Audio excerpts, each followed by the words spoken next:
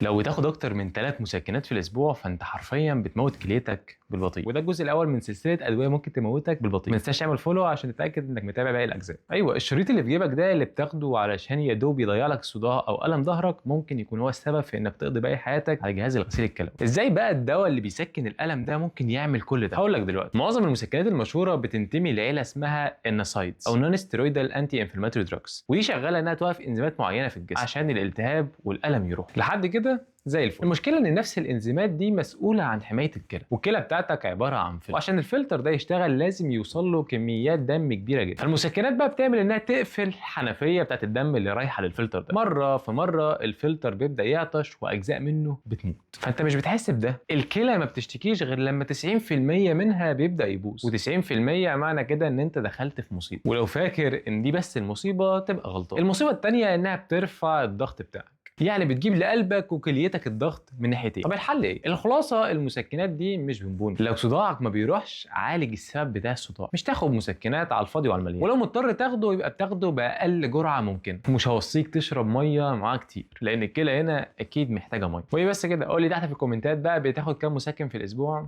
بصراحه.